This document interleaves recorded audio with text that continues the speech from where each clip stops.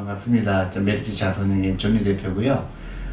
오늘 옆에 계신 분은 제가 2, 3주 전에 만났나요? 네. 네, 그때 만나게 됐는데 이제 제가 굉장히 흥미롭게 생각한 거는 이분이 그 한국에서 태어나고 한국에서 교육받으신 분인데 유럽에서 활동하고 있어요. 그래서 되게 신기했고, 그다음에 특히 이제 여성들이 한국 여성이 그런 데에서 어떻게 일을 할 수가 있었을까? 그게 유럽의 그 축구단, 네, 그 에이전트, 저는 이제 정확하게 어떤 하시는 일이 뭔지 모르겠는데, 그래서 저는 흥미를 끌었고, 그래서 제가 유튜브에 같이 제 채널에 들어와서 같이 얘기를 하자고 제가 제안을 했었고, 오늘 이제 그 기회를 찾았습니다. 근데 너무 바쁘셔갖고, 이제 그것도 출국하신다고요? 네. 네, 그래서 출국하시면 어떻게 이제 시간을 내서 출연하게 됐는데요. 제가 같이 그 촬영하자고 한 이유는 이제 많은 젊은 사람들, 우리 한국의 젊은 사람들한테 여러 가지 다양한 직업이 있다는 거를 소개시켜주고 싶고, 또 실제로 어떤 계기가 있었는지 굉장히 궁금한 것이 많은 것 같고, 또 책을 내셨더라고요. 그래서 제가 책을 다는 읽지 못했는데 읽다 보니까 너무 재밌는 거예요. 그 한국 여성이 그 불모지인 데 가서 어떻게 서바이브하고 또 그 비하인드 스토리도 너무 재밌고, 그래서 그런 것도 좀 소개를 해주시고, 제가 말이 길었는데 본인 소개 좀 하세요. 네, 안녕하세요. 네, 저는 김나나입니다. 저는 유럽에서 지금 빅클럽드 에이전트로 일하고 있습니다. B클럽이라 그러면 이 축구. 네, 뭐 맨시티, 아스날, 뭐 레알 마드리드 이런 구단 우리가 아는 토트넘도. 네, 토트넘도. 손흥민 선수도 가끔 보나요? 그쵸. 토트넘 구단하고 지금 한 6년째 일을 하고 있어서 네, 손흥민 선수 처음 이적했을 때부터 지금 뭐 종종 구단 액티비티에서 같이 보고 있습니다. 그러면 구체적으로 어떤 일 하세요? 사람들이 이제 에이전트라고 하면 선수 에이전트 쪽을 많이 생각하시는데, 선수 에이전트. 네, 네. 근데 만약에 이제 선수 이적 계약이 있으면 선수가 선수 에이전트를 세우면 구단도 구단 에이전트를 세워요. 그래서 저는 이제 선수 에이전트를 상대로 협상하는 역할을. 이렇게 구단을 대표해서 그렇죠. 그 선수를 대표하는 사람들을 만나서 협상하는 네, 거예요. 그래서 선수 이적권에서는 그렇게 일을 하고, 뭐 구단이 만약에 다른 상업 계약을 맺는다. 예를 들어서 이번에 한국의 레알 마드리드가 아카데미를 내는데, 그거 같은 경우는 이제 한국의 아카데미 내는 과정을 레알 마드리드 대리를 해서 진행을 하고. 한국의 네. 그 축구 네. 교실인가요? 네, 아예 그 축구단으로 운영을 하는 형태의 아카데미 팀이에요. 그렇게 한국에다가? 네. 그거 한 이유가 뭐죠? 유소년 발굴을 위해서죠. 한국에 있는 좋은 선수들 발굴하기 위해서? 왜냐면 유소년 선수들이 사실 한국에서는 훈련을 정말 열심히 하긴 하는데 이 훈련의 끝이 무엇인지 제시가 안 된 상태에서 훈련을 해야 돼요. 재미난 얘기네. 네. 그러니까 목표가 확실하지가 않으니까. 뭐 유럽에 진출하고 싶다라는 본인의 목표는 있지만 그 길이 확실하지 않죠. 예를 들어서 공부 같은 경우는 뭐 어떤 문제집을 풀고 어떤 학원을 다니고 그리고 어떤 점수가 나오면 어디를 갈 수 있다는 게 제시돼 있잖아요. 그런데 축구 선수들 같은 경우는 지금 국내에서는 어떤 유럽 축구에 진출할 수 있는 길이다라고 제시되어 있는 그런 프레임이 없어요. 그렇기 때문에 지금 사실 손흥민 선수부터 시작해서 이강인 선수, 뭐 백승호 선수 모든 사례들이 대부분 사실상 개인이 맨땅을 하면서 살아남은 그런 케이스이고, 대부분의 유망주들이 그런 과정에서 사기도 많이 당하고, 그리고 정확한 자기에 대한 평가를 받아볼 정당한 기회도 많이 갖지 못하고, 그렇기 때문에 대부분 저희가 그 유망주 발굴을 위해서 출장을 다니는 나라들은 그 나라의 유망주들이 다 모여있다라는 그런 곳이 존재를 해요. 그런데 한국에 그게 제시되어 있지 않고, 그리고 에이전트 시장도 없기 때문에 유망주들이 나가는 걸 도와줄 길이 없는 거죠. 그래서 그게 이제 개인한테 맡겨져 있는 게 저는 좀 안타까워서 그렇게 유망주를 모을 수 있는 장소가 생기는 것이 굉장히 중요해요. 출장을 올 때 스카우터들이. 그래서 레알 마드리드하고 이걸 런칭을 해서 국내 좋은 유망주를 많이 스카우트를 해서 뭐 레알뿐만이 아니라 제가 같이 일하는 이런 빅클럽들 스카우터들이 출장을 하는 일이 있을 때 지금까지는 일본 출장하고 중국으로 넘어갔었는데, 그 다음에 이제 한국을 찍고 넘어갈 수 있도록 한국을 찍어야 되는 명분을 이제 제시해 주기. 대단한. 너무 생소하기도 하고 너무 일이 하는 게 재밌을 거라는 생각이 들고 아, 예, 재밌어요. 재밌어요. 네, 재밌어요. 그래서 좀또막 스토리에 빠져들게 되는데 그런 빅클럽에서 왜 나나 씨를 에이전트로 쓰나요? 제가 원래 처음 유학 갔던 건 이태리였는데 음. 거기서 이제 브랜드 마케팅 커뮤니케이션 쪽 공부를 했어요. 그런 다음에 이제 유럽 브랜드들이 해외에 나갈 때 그 브랜드들 해외 사업 확장하는 거를 컨설팅을 하는 역할을 했었는데 축구 클럽들이 원래 본인들의 그 메인 오퍼레이션은 사실 스포츠 팀을 굴리는 거죠. 근데 축구 산업이라는 게 상업적으로 굉장히 커지면서 상당히 분야들이 다각화가 돼서 예를 들어서 맨시티 같은 경우는 나사에서 스카우트 한 사람도 봤어요. 예, 그런 기사. 왜요?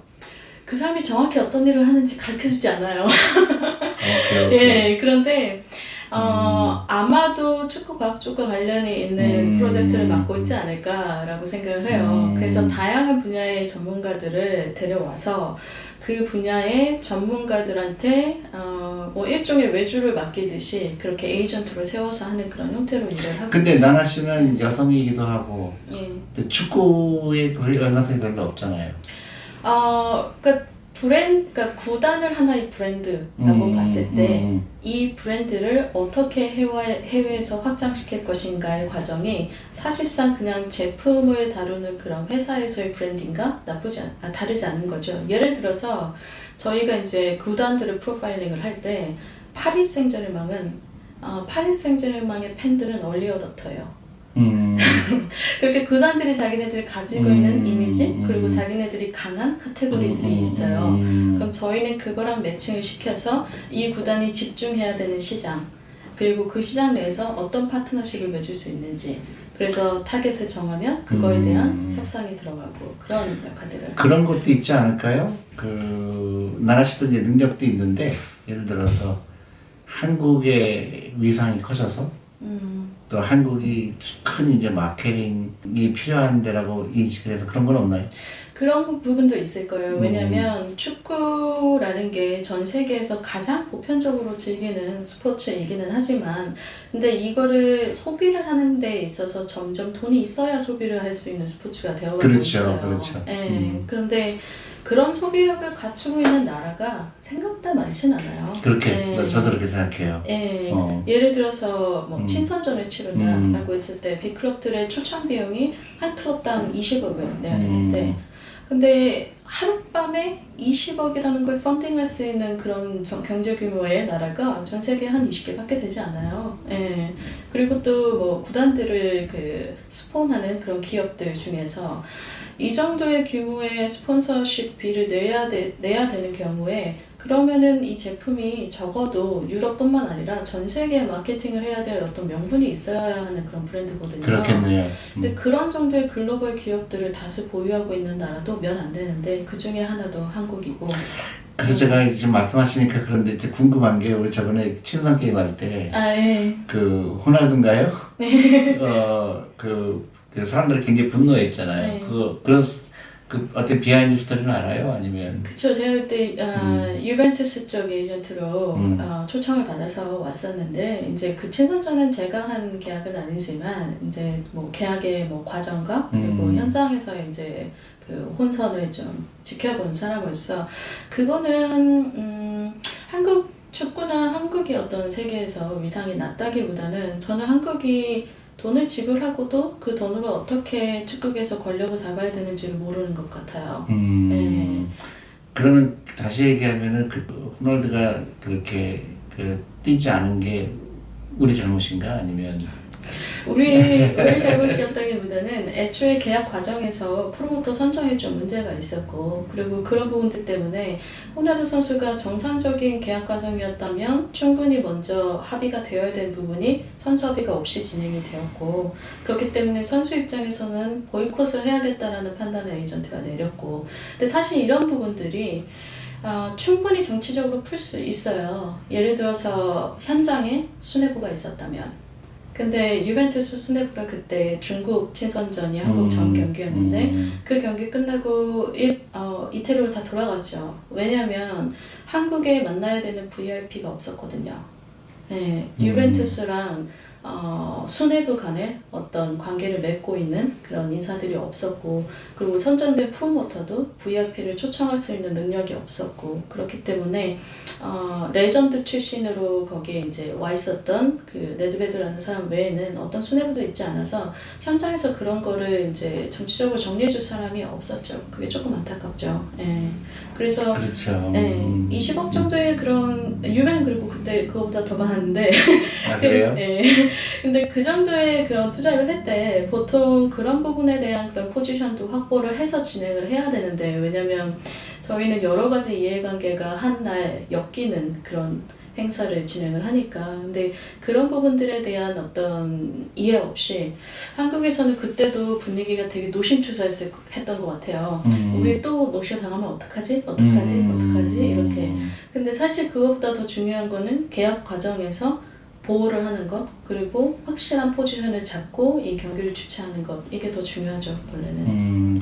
그런 것도 이제 좋은 레슨인 것 같아요. 네. 이제 그런 한국식 생각은 알아서 해주겠지 하는 것도 좀 있거든요. 그래서 정확하게 그렇게 안 했을 경우에 그런 그 계약서를 잘못 써서 그 당하는 케이스 굉장히 많거든요. 미국도 우리 교포들이라든가 이제 미국에 진출한 대기업들도 계약서에 대한 그 정말로 그 디테일한 거를 생각을 미처 못하고 자기 생각으로 하고 이렇게는 해주겠지 하는 게 굉장히 많았거든요. 그래서 큰 낭패를 보는 경우가 많은데 그것도 굉장히 좋은 경험이라고 생각하고, 제가 또 굉장히 궁금했어요. 저 선수가 왜 그 한국에 왔을 때 모든 팬이 그 사람이 뛰는 걸 보고 싶었는데 그게 어떻게 그럴 수가 있을까. 근데 이제 그거는 어떤 면에서 이제 우리 한국적인 그 문화 차이와 그쪽 차이에 그게 큰 갭이 있지 않았나 그런 생각을 하고요. 그럼 이태리에 계시다가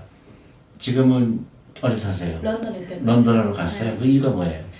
이태리 시장이 이태리가 아무래도 옛날 일본처럼 좀 내수 시장에 많이 집중을 하고 제조업에 집중을 하고 그러다가 망했죠. 그래서 그쪽 경제가 계속 무너질 때 그때 시기에 유학을 하면서 여기서 커리어를 계속 키우는 건 조금 무리다라는 생각을 많이 했어요. 예, 그래서 저는 독일이나 스위스나 영국 쪽에서 커리어를 키우고 싶어서 계속 기회를 보고 있었고, 다행히도 기회를 잡아서 그 이후부터 그래서 런던에 10년째 살고 그 있습니다. 10년째에서 벌써? 네. 그러면 지금 그 영국에 있는 그 클럽들하고 지금 다 일을 하고 있나요?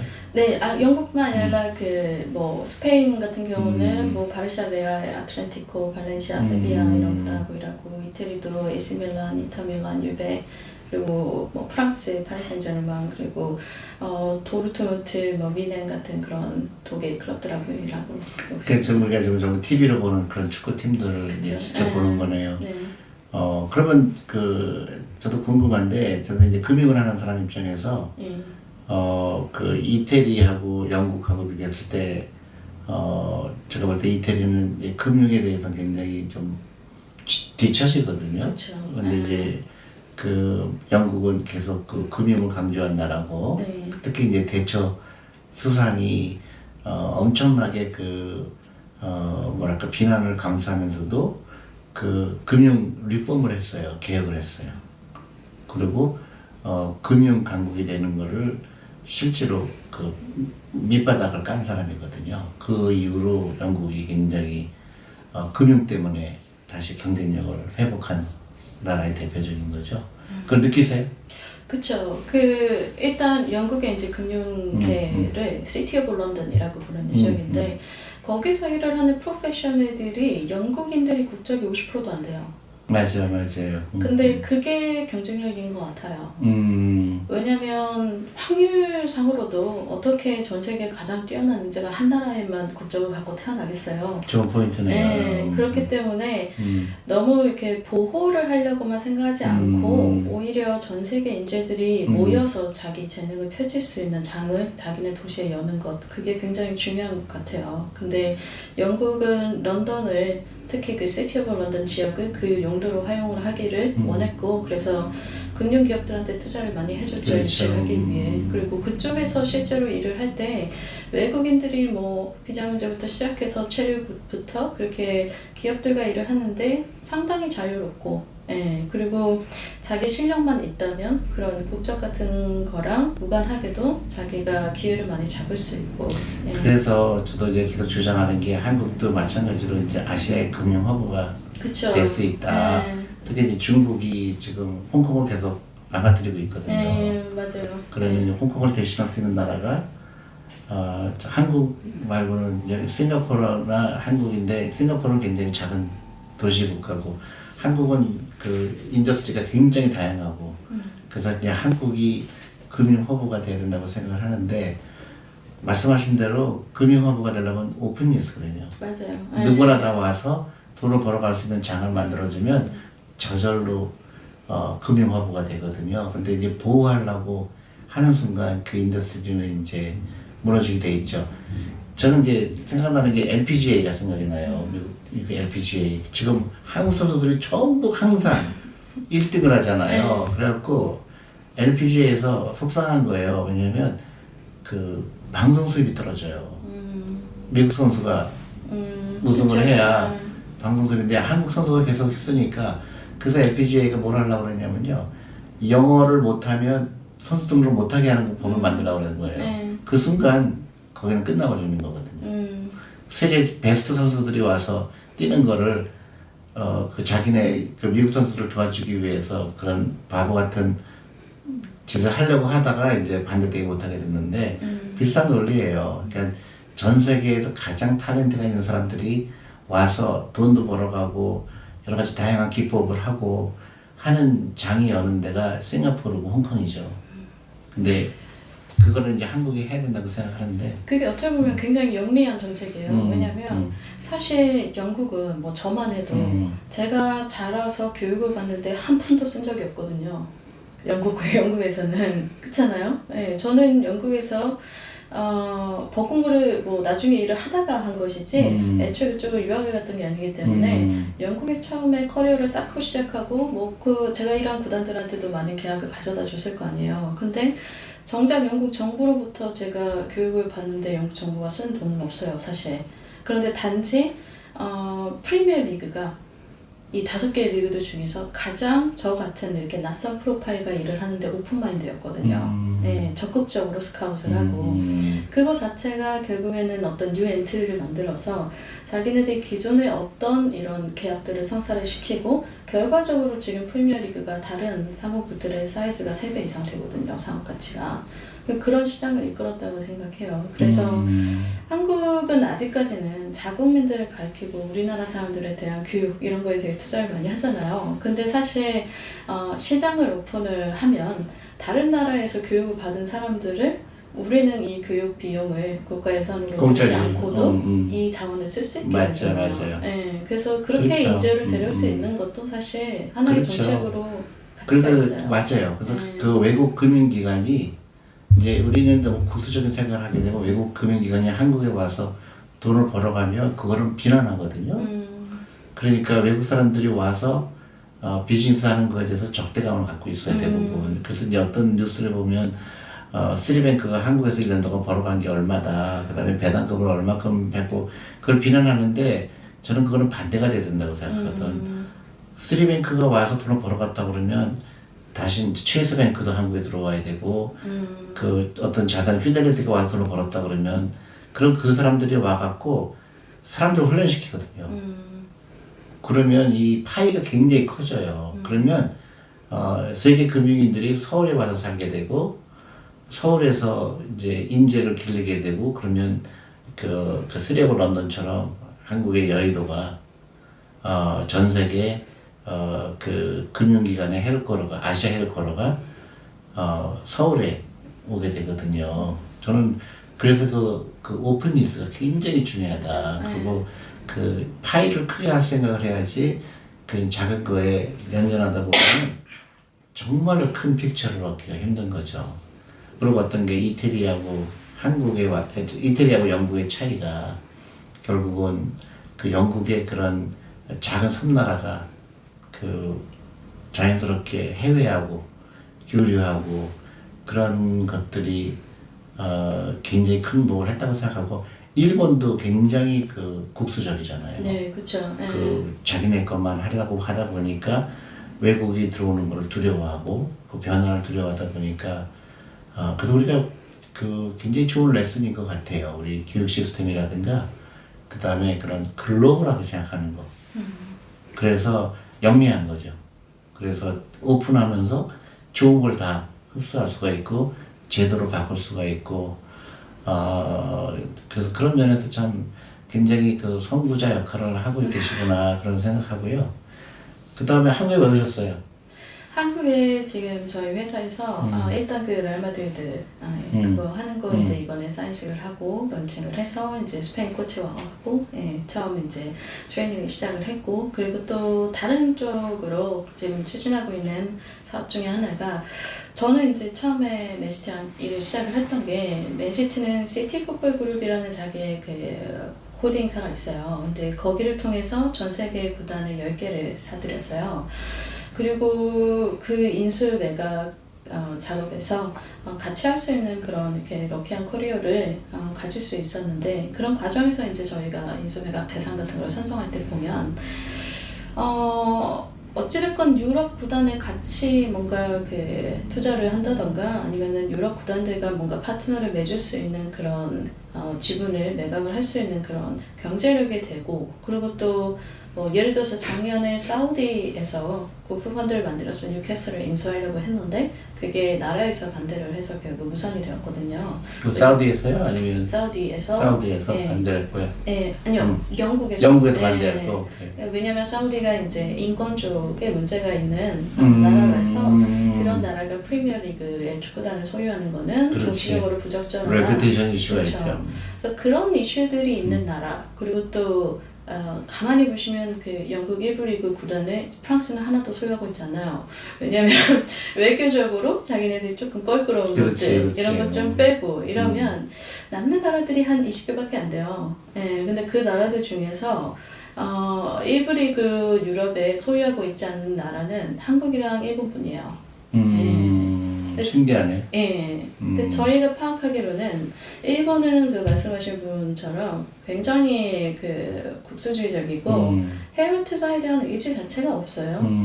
근데 한국은 저희가 한국 기업들의 뭐 그 해외 스폰서십 같은 거를 하면서 몇 년 동안 이제 국내 기업인들하고 교류를 하면서 느낀 거는 의지가 없다라기보다는 일단 가능한지 몰랐고 가능하더라도 루트가 어떻게 되는지를 몰라서 엄두를 못 내셨던 것 같아요. 근데 저는 한국 정도의 경제력이라면 지금 유럽 5대 리그에 한 16개 정도의 클럽을 저희가 B클럽이라고 정의를 내리는데 그 중에서 적어도 3-4개는 한국 소유가 돼야 맞다고 생각해요, 저는. 소유라는 거는 뭐 100% 주인일 필요는 없잖아요. 그렇죠. 대주주가 되면 대부분 이제 뭐 소유라고 여기죠. 근데 예를 들어서 뭐 토트넘의 열렬 팬인데 한국의 대기업을 샀다 그러면 그 팬들이 갈 때 이게 더 이상 뭐 서포트 안 하고 싶고 그것도 너무 한국식인가 내가? 그 되게 그 익숙해졌어요. 그 외국 구단이 산 거에 대해서. 그 외국인이 살 수 없는 그런 제약을 가진 곳들은 예를 들어서 바르셀로나랑 레알 마드리드 같은 경우는 시민 구단의 형태라고 해갖고 아예 이제 판매를 할 수 없는 형태이고 예를 들어서 또 독일 클럽들 같은 경우는 분데스리가에서 리그 사무국 정책으로 외국인은 49% 이상 소유를 못하게 해 있어요. 근데 그래서 분데스리가가 지금 망해가잖아요. 그러네. 그래서 이렇게 세국 정책을 치면 상업적으로 성장을 할 수가 없어요. 근데 지금 지금 외국인 소유가 가장 활발하고 지분 매각과 매매가 가장 활발한 게 프리미어리그고 그게 프리미어리그를 폭발적으로 성장을 시킨 그런 원동력이죠. 지금. 그러면 만약에 그 잠깐 이제 상상력인데 우리가 손흥민 선수도 있고 이제 그 해외 진출을 굉장히 많이 하잖아요. 그런데 손흥민 선수가 토트넘에 가서 활약을 하니까 한국 사람들이 굉장히 TV도 많이 보고 하는데 실질적인 효과, 경제적인 효과는 뭘까 좀 생각을 해봤어요. 일단 손흥민 선수가 많은 연봉을 받으니까 그것도 어떻게 보면 이득인데 조금 더 큰 픽처를 보면 그걸 어떻게 이용할 수 있을까? 우리 마케팅에 우리 한국의 위상이라든가 아니면 한국의 기업이라든가 그 엄청나게 그 뭐라 그럴까요? 시너지라 그럴까? 그런 게 있을 것 같은데. 그건 오히려 반대예요. 지금 현실은. 어떻게 반대냐면 유럽 구단들이 한국 선수를 샀다 하면 한국을 호구로 잡을 수 있다는 걸 알아요. 이제.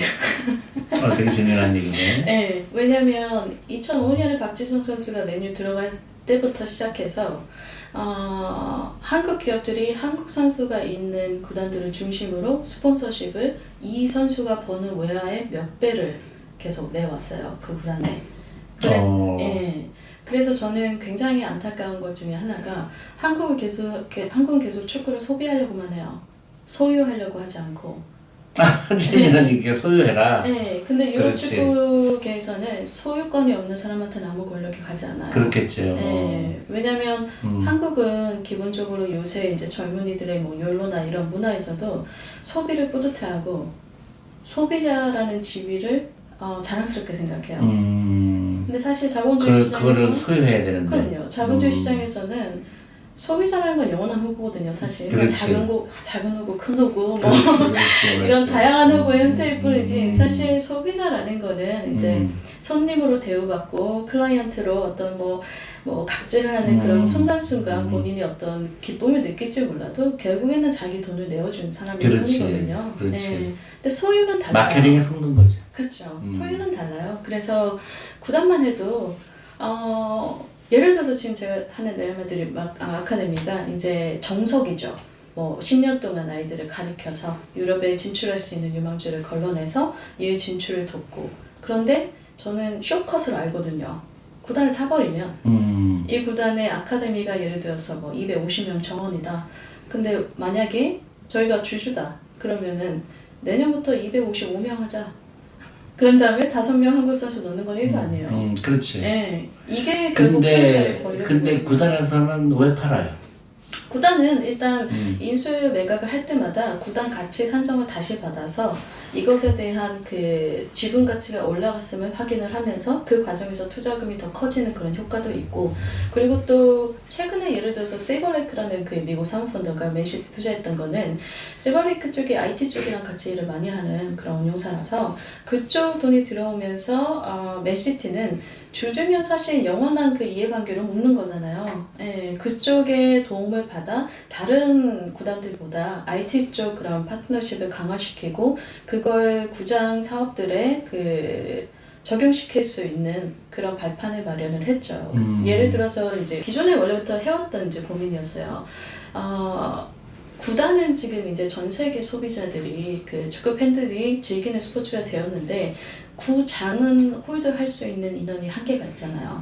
네, 그리고 이런 상업적인 파트너들도 이 90분이라는 시간을 쪼개서 광고를 내줘야 되니까 구단들은 이제 욕심이 자기네들은 90분뿐만이 아니라 그리고 이 7만 명, 뭐 8만 명이 아니라 훨씬 더 폭발적인 숫자의 이런 계약들을 가지고 싶은데 이걸 구현해 줄 수 있는 게 메타버스 기술이에요. 그래서 이런 기술들을 현실화시킬 수 있는 데 도움을 받으려면 기존 스포츠계의 인력으로는 어려워요. 그렇기 때문에 누가 더 선진화된 IT 기업들과 파트너십을 더 선점하는가, 이게 가장 큰 경쟁이었는데. 그러면 한국 기업이 굉장히 좋은 그쵸. 캔디데이트가 될 수 있겠네요. 네. IT도 발달했지, 그쵸. 돈도 있지. 그럼요. 네.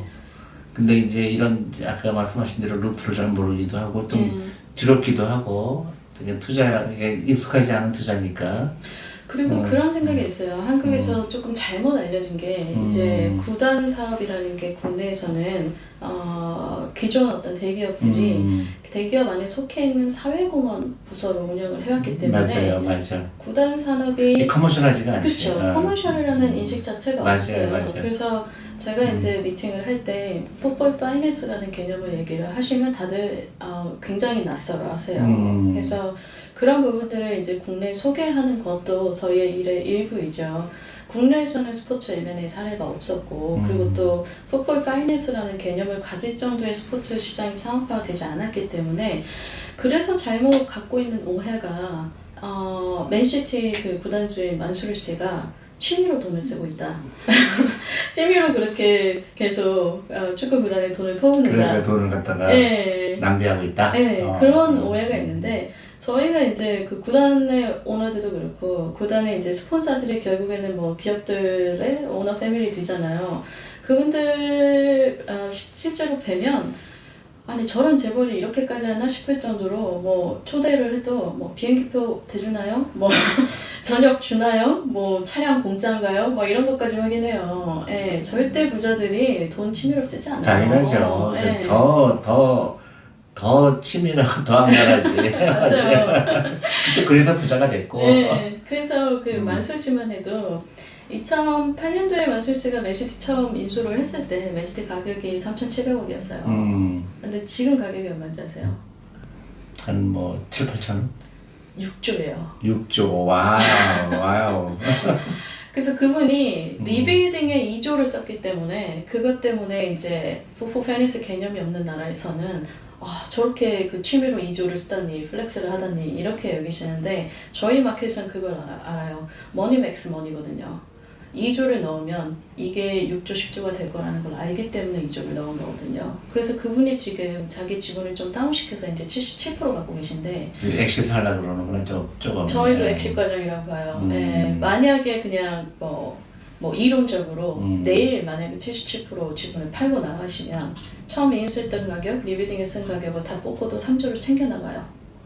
맨시티 구단주로 이 많은 걸 지금 누리고도 그런 사업을 하고 있거든요. 이런 사업을 하고 있는 그 구단주들의 국적을 보면 미국인, 중국인, 그리고 러시아인, 그리고 유럽. 근데 이 사람들 프로파일에 공통점이 보이지 않으세요? 다 옛날에 다른 나라 정복하던 나라들이에요. 남의 나라 가서 네, 정복 당하던 나라들은 없어요. 오케이. 네. 되게 재미나네요. 네, 저는 그 DNA가 들어가 있는. 맞아요. 네, 저는 그래서 이 사람들하고 일을 하면 기본적으로 저희가 예를 들어서 출장을 다닐 때 어떤 뭔가 아름다운 걸 보고 대단한 걸 봤을 때 저도 이제 한국인이라 제가 생각하는 거, 와, 이 나라는 좋겠다, 이런 것도 있네, 이렇게 생각이 드는데, 같이 간 이제 그런 선진국 출신들의 그 반응은, 저걸 어떻게 뺐지? 저거 얼마지? 딱 이렇게 사고가 흘러가더라고요. 예. 그래서 이제 자기들이 보기에도, 우린 계속 K리그를 키우려고 했잖아요. 근데 다른 나라 그런 자본들이 볼 때는, 프리미어리그가 돈을 잘 버는 것 같은데, 그럼 저기 구단을 어떻게 사지? 예, 이런 사고를 벌써 10년, 20년 전부터 했어요. 예. 그러니까 이제 K리그 키우는 것도 중요하겠지만 이제 예를 들어서 이제 한국에 돈 많은 사람이 이제 영국의 구단을 사서 하다 보면 이제 한국 선수도 진출이 훨씬 쉽고 그럼요.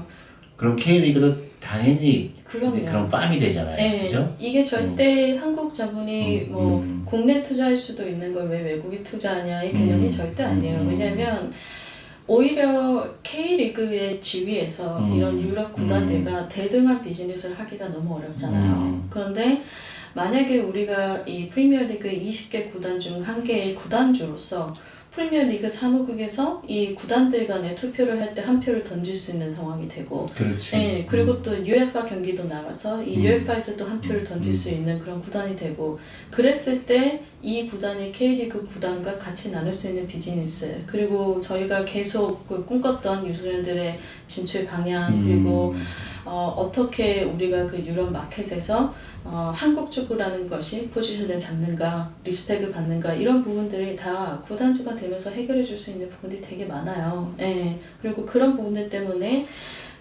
국부펀드라는 형태로 그런 나라에서도 그런 구단 인수를 시도를 하는 거고요. 저는 개인적으로 그렇게 생각해요. 이제 뭐 주식 쪽 하시니까 한국은 노동의 가치를 너무 과장되게 생각해요. 노동이 굉장히 아름답고 일을 열심히 하고 직장에서 최선을 다하고 이런 게 굉장히 아름다운 어떤 사람의 커리어라고 생각하는 것 같아요. 근데 사실 노동을 제공하는 건 결국 노예거든요. 사실 그래요. 네. 그래서 노동만 일하는 거를 당연시 여기면 안 되고 자본의 증가 속도가 훨씬 빠르다. 고정 수입이 있는 것 그리고 자기가 자기의 재능을 펼칠 수 있는 그런 그 잡을 가지는 건 너무 중요하지만 문제가 이제 뭐 부동산 같은 거 빼고는 한국 사람들은 그 월급이 차지하는 비중이 너무 크고 그리고 직장에서의 자기의 지위가 이런 그 노동자인 것에 만족해 하잖아요. 괜찮다고 생각을 하잖아요. 근데 사실 자본주의 시장에서는 이런 그 주인과 노예의 관계를 뒤집을 수 있는 그런 패러다임을 주식 같은 걸로 제시를 해주고 있잖아요. 예, 근데 저는, 그렇죠. 저는 개인이 자기한테 줄 수 있는 자본주의 사회의 가장 좋은 선물이 그런 주식 같은 거라고 생각해요. 그래서 이제 미국 기업 같은 경우, 유럽 기업 같은 경우 스탁 옵션을 주는 이유가 그쵸. 네, 그 노동자만 되면 안 되고. 예, 한국은 그걸 보너스의 개념으로 이해를 하잖아요. 그렇지, 그것보다는 자유랑 그리고 그렇죠. 한 배를 탔다는 그런 그렇지. 연대감을 주는 맞아요. 거죠. 근데 유럽 축구계도 마찬가지예요. 소비를 하지 않고 소유를 하게 됐을 때 가질 수 있는 그 지위 자체가 다르고, 그래서 저는 개인적으로 한국 축구 팬들 중에서 저를 이제 만날 기회가 있을 때 그렇게 얘기하는 아이들이 많아요. 그 FM이라고 그 풋볼 매니저라는 그 자기가 직접 선수를 사고 영입하고 이거를 이제 가상 현실로 해볼 수 있는 그런 게임이 있어요. 그 FM이 이제 젊은 남자애들한테 굉장히 인기가 많은 그런 게임인데, 자기가 FM 얼마나 좋아하는지 아시냐 막 이러면서 그걸 되게 자랑스럽게 이렇게 얘기를 하는데, 저는 그 얘기 들을 때마다 약간 슬퍼요, 사실. 왜냐면 우리는 충분히 구단을 사서 그거를 현실에서 FM을 할 수 있는 나라인데 이걸 가상현실로만 지키고 있고, 그렇지. 사실상 이런 자본력이 있는, 한국보다도 자본력이 없는 나라도 하는 비즈니스인데, 왜냐면 싱가포르하고 태국도 구단을 갖고 있거든요 지금. 근데 그런 나라들도 하는 거를 한국은 계속 라이선스비를 대주고 있어요. 스폰서십비 대주고 있고. 소비자로만 남는 그렇죠. 거죠. 네. 그래서 뭐 산술적으로도 따져보면 박지성 선수가 진출한 다음에 이제 2005년도부터 한국 기업들이 유럽 구단들의 그 쓴 스폰서십비를, 저희는 이제 내부 가격을 다 아니까 계산을 해봤더니 2조가 넘더라고요. 아 그래요? 네. 근데 메뉴가 그때 2조가 안 됐었거든요. 2005년에. 그 가격이. 네, 그러니까 메뉴를 살 수 있었어요 그 돈이면.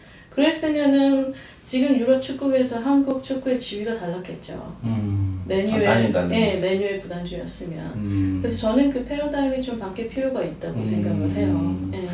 그러니까 계속 유형 가치 쪽에 투자를 많이 하셨어요. 근데 왜냐면 한국은 일단 축구 오퍼레이션이란 것에 대한 이해가 낮기 때문에 축구 산업의 무형 가치라고 오해를 하시고, 그리고 뭐 선수의 가격 이런 것처럼 어떤 무형적 요소가 들어가는 거에 연계되는 거, 나이 돈이 연계되는 걸 두려워하셨던 것 같아요. 네. 근데 축구보다도 하나의 기업이기 때문에 재무제표가 다 있고 선수의 가격을 환산하는 저희의 기준이 다 있어요. 근데 이제 한 사람이 이제 투자를 하면 이제 그때부터는 막 본물 터지듯이 하는데, 그렇죠. 여러 가지로 이제 내가 잘못되면은 이제 그게 항상 버스 모버가 좀 나중에 앵커를 꽂는 역할을 또 하죠. 나중에 비난을 다 받고 뭐 잘못됐을 경우에 또 그런 비난을 감수해야 되는 이제 그런 문화도 있거든요. 네, 맞아요. 그러니까 내 누가 한 명이 했다 그러면 이제 또 뭐 너무 또 과열될 거예요. 또 나는 메뉴 샀어? 그러면 나는 저기 뭐 레알 마드리드로 사겠다 뭐 이제 그렇게 될 것 같은데, 근데 오늘 되게 그 탑픽이 그 재밌는 것 같아요. 그래요? 금융도 연결이 되고. 그 다음에 실제로 이태리에서 살아보셨고 또 영국에서 또 회사를 운영하시고 또 거기에 그런 스토리, 또 영국이 왜 저렇게 금융이 발전했는지 그런 오픈리스, 이게 다 사실은 연결되는 것 같아요. 그래서 맞아요. 우리나라도 우리 젊은 사람들이 이런 걸 보고 좀 희망을 느꼈으면 좋겠어요. 맞아요. 너무 갇힌 생각을 갖게 되면, 당장 취직이 안 되면 나는 그냥 굉장히 잘못된 것 같고 세상이 무너진 것 같고, 그런데 이렇게 해외에 나가서 이런 여러 가지 그 보면은 사실 다 지나가는 일이고, 그렇게 그렇게 크게 걱정하지 않아도 좋은 기회는 항상 온다는 저는 그걸 믿고 있고, 한국에서 교육을 받으셨잖아요. 네. 근데 한국 교육에 대해서 어떻게 생각해요? 한국은 이제 그 공부의 과정 자체가 결국에는 어디에 들어가는가라는 그 기관의 이름을 따는 과정처럼 지금 자리 잡았죠. 그 다음에 또 내가 결정적인 거는 남이 나를 어떻게 보느냐가 너무 중요한 그게 보다 보니까 그 학벌이 중요하고, 그리고 내가 하고 싶은 거가 보다는 내가 하기 싫어도 내가 이런 타이틀을 가지면 사람들이 나를 멋있게 보겠지 하는 게 우리도 모르게 그런 교육 시스템이 들어가 있는 것 같아요. 그러다 보니까 사교육비를 쓰게 되고 거기에 몰두하다 보니까 이제 엉망진창이 되는 거죠. 돈은 돈대로 써버리고 그래서 말한 대로 소비자가 됐잖아요. 그렇죠. 잘못된 소비자가 됐죠. 그걸로 주식이라든가 회사를 소유했다 그러면 훨씬 더 큰 그 자유를 얻을 수가 있는데 예. 한국에서는 그 개인이 브랜드라는 생각 자체를 하지 않아요. 웬만한 그 커리어를 가진 사람들이 자기에 대한 어떤 정의를 회사를 통해서 이루려고 하지 자기 자신을 회사와 떨어뜨려서 정의 내려보려고 하지 않기 때문에 본인이 회사를 떨어져서 브랜드로서 얼마의 가치가 있는 인재인가에 대해서 많이들 생각을 하지 않죠, 사실. 그거는 맞는 것 같아요. 그러니까 항상 나는 어디 소속이라고 얘기하지. 그렇죠. 나는 뭐 한다는 얘기는 잘 안 하죠. 그렇죠. 어디 나왔다. 서울대 몇 기다. 나는 연세대학교 몇 기다. 졸업을 몇 시.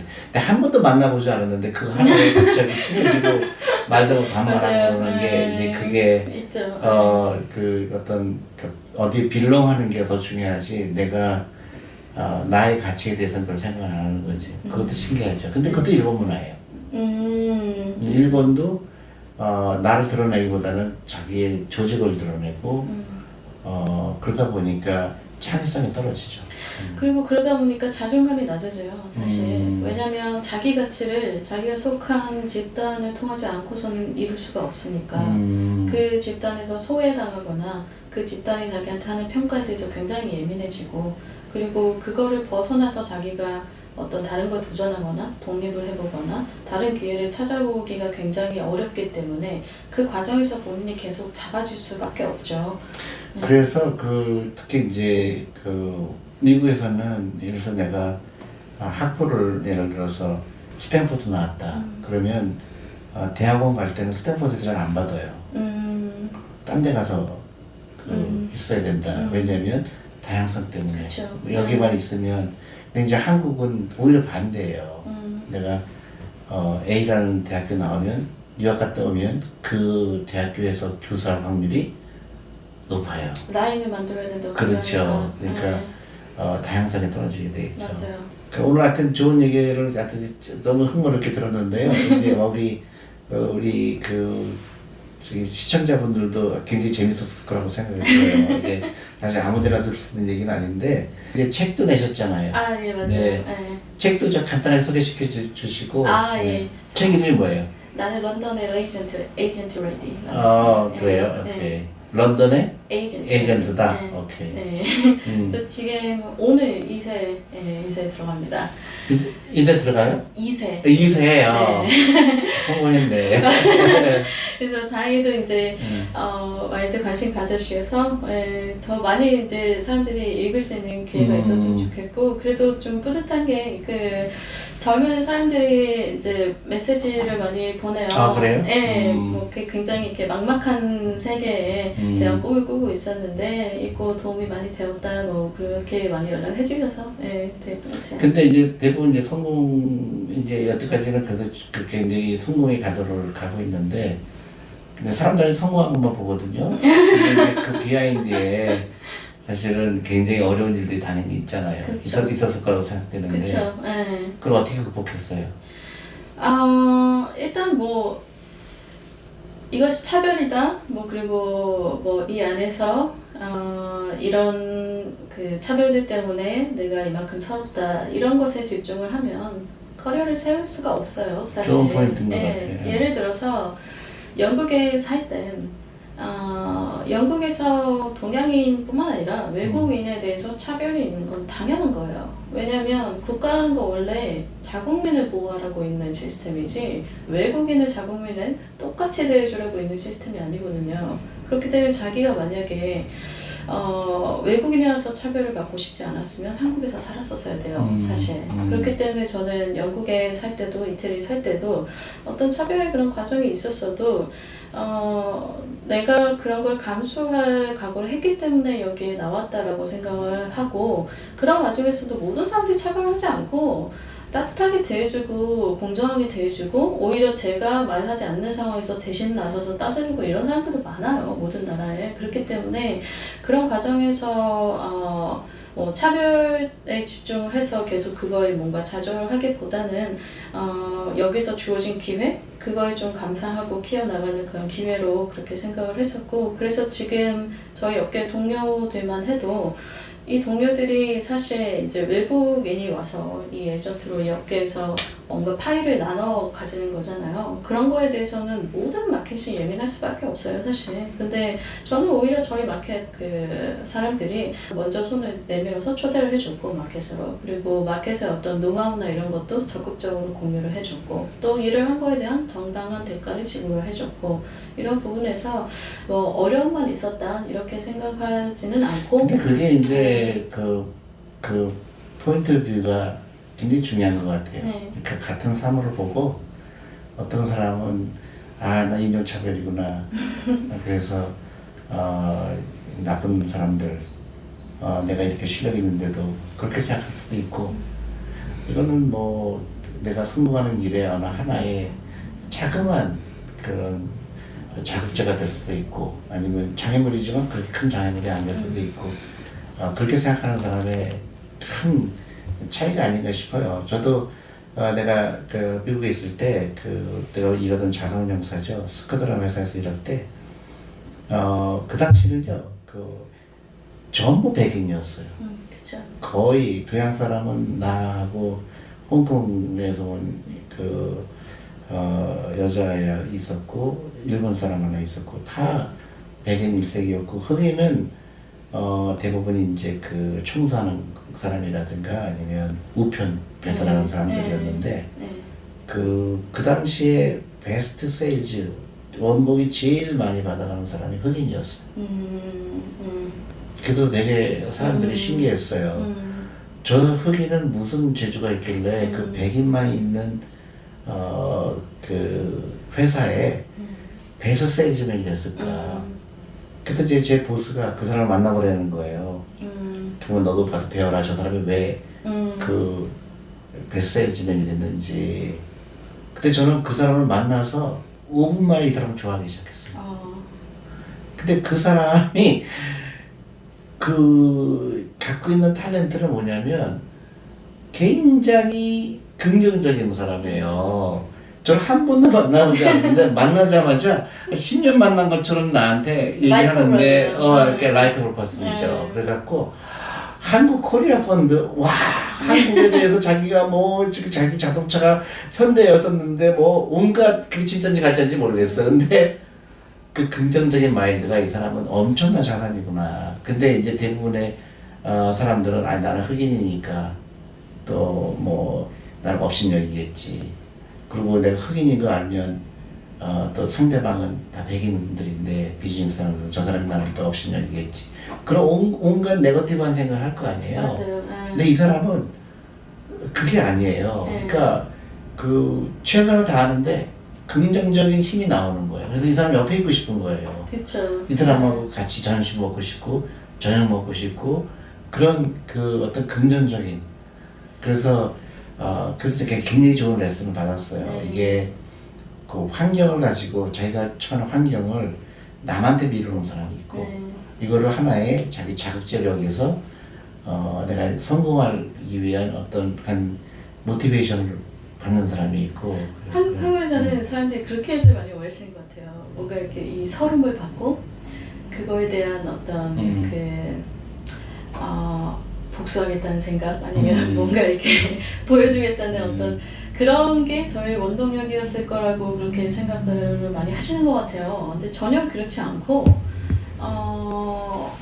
오히려 이 하루하루의 기쁨이 원동력이지 성취감과 기쁨이 원동력이지 어떤 사람이 뭐에 이렇게 울분을 가지고 있고 그리고 이거에 대해서 뭐 보여주겠다고 막 그렇게 적대적인 그런 부정적인 감정을 키우는 것이 긍정적인 감정의 효과를 이길 수 있나? 저는 아니라고 생각해요. 왜냐하면 일은 특히 즐기는 사람은 절대 이길 수 없어요. 맞아요. 공부도 좋아하는 사람은 못 이기겠다. 즐기는 사람 절대 이길 수 없거든요. 그래서 저는 정말로 그래요. 아침에 일어나면 오늘 무슨 일이 있을까요? 내가 자는 동안 무슨 일이 있었을까? 이렇게 오늘 주어진 일이 너무 기대되고 신나는데 이걸 한국에서 일을 하고 있는 대부분의 사람들이 이해하지 못하죠. 다 싫어하는 일을 하고 있고 그리고 사실 그 퍼센테이지는 많지 않아요. 네. 제가 좋아하는 일을 하는 사람은 한 20%도 안 돼요. 그리고 물론 하루 중에 뭐 짜증나는 일이나 화나는 일들도 있지만 그럼 그 와중에서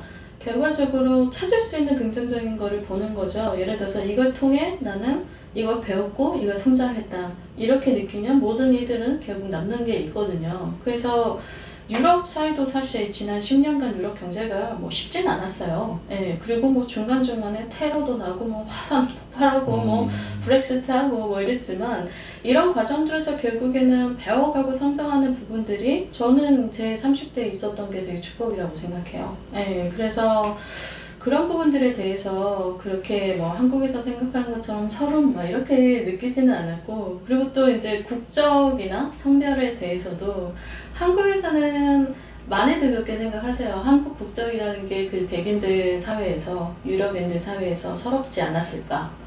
옛날에는 그런지 모르지만 지금은 이제 젊은 네. 그렇죠. BTS도 있고 한국 음식도 대단하고 저는 그걸 느끼는 게 뉴욕에 가면 옛날에 코리아타운 가면요 그거였어요. 굉장히 슬럼가 있어요. 아, 네. 그러니까 범죄. 그러니까 그 옛날에 코리아펀들의 코리아타운 가면 그 지하철이 6시면 닫았어요.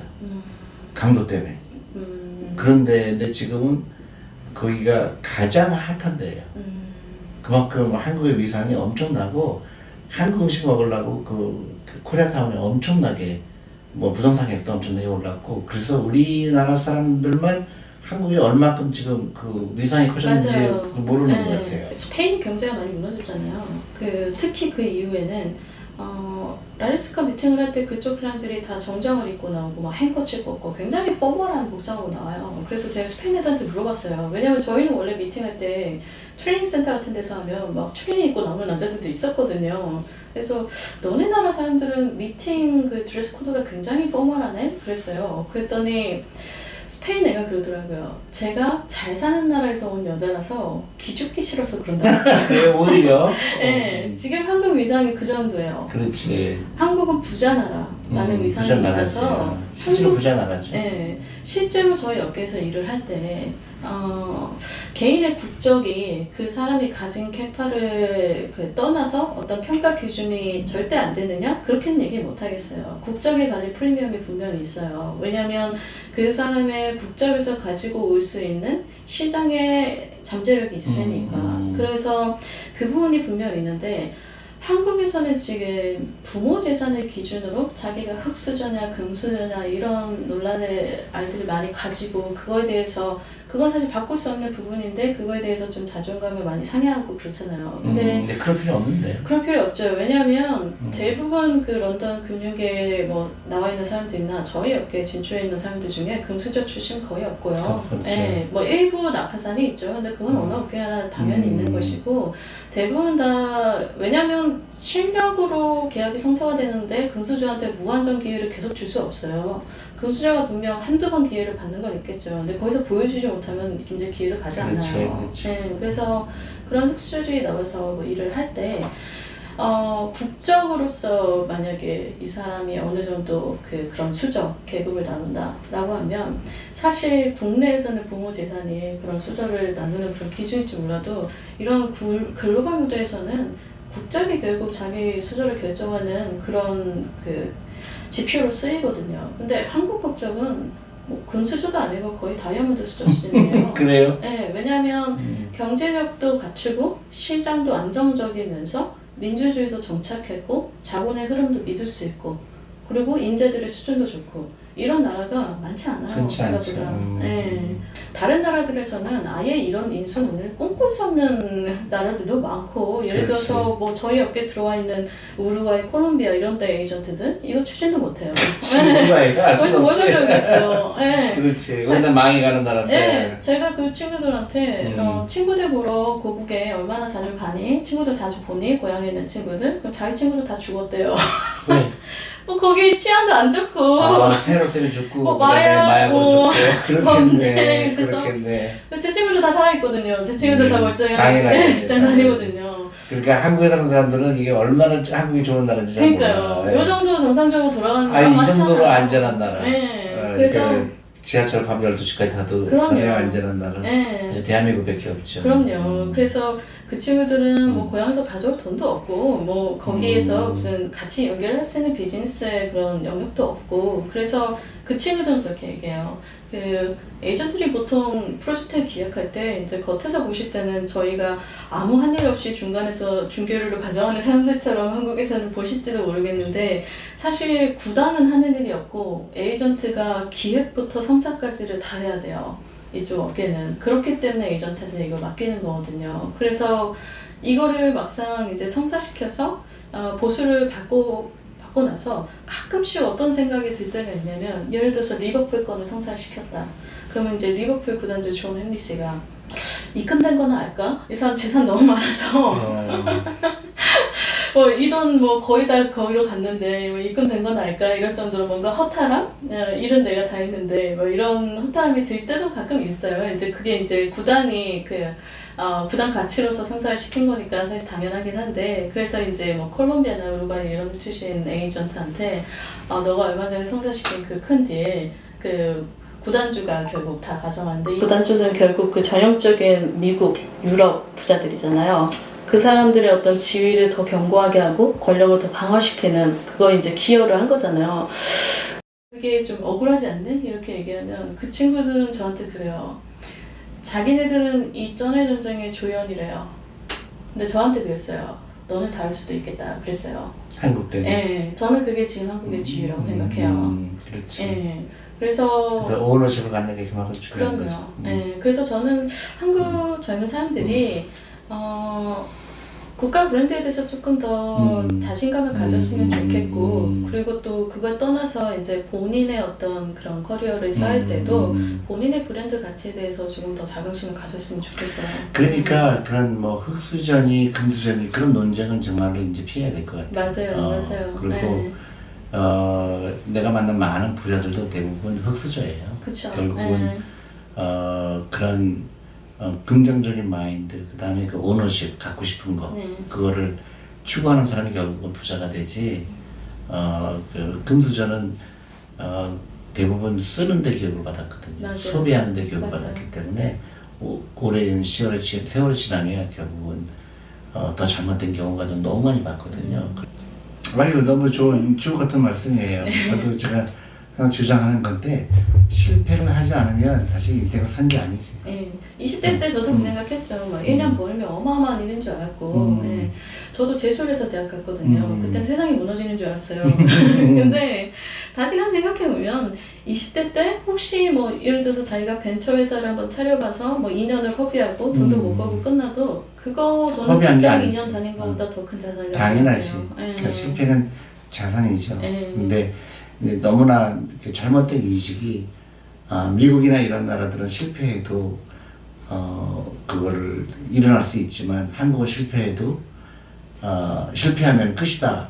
저는 그 근거가 어딘지 모르겠어요. 나는 만약에 미국에 영국에서 실패하면 누가 도와줘요? 그러니까요. 안 도와주지. 그러니까 네. 근데 결국은 실패를 두려워하지 않는 사람이 결국은 부자도 될 수 있고 자기가 하고 싶은 걸 이룰 수 있다는 거. 그래서 저는 오늘 이렇게 대화가 굉장히 저는 유익했다고 보고요. 우리 이거를 이 비디오를 보시는 분들도 좀 그 도움이 됐으면 좋겠어요. 그리고 재미난 스토리 같은 거 되게 제 채널에 굉장히 좀 특이한 게스트였던 것 같아요. 하여튼 여러분들 좋은 시간 됐으리라고 생각합니다. 감사합니다. 초대해 주셔서 감사합니다. 네.